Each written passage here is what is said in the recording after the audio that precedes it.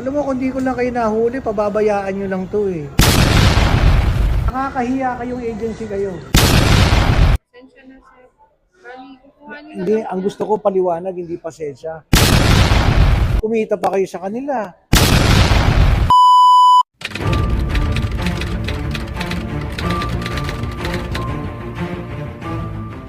Alam mo, kung di ko lang kayo nahuli, pababayaan nyo lang to eh. Eh, uto-uto naman to mga to. Pinag-t-shirt nyo pa ng terno-terno.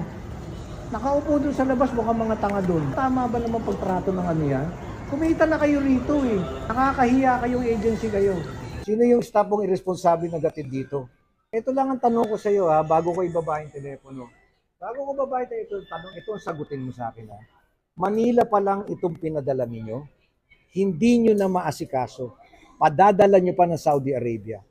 O, ano ngayon paliwanag mo ro? Anong rest assured, rest assured? Hindi nyo ako kayang paikutin sa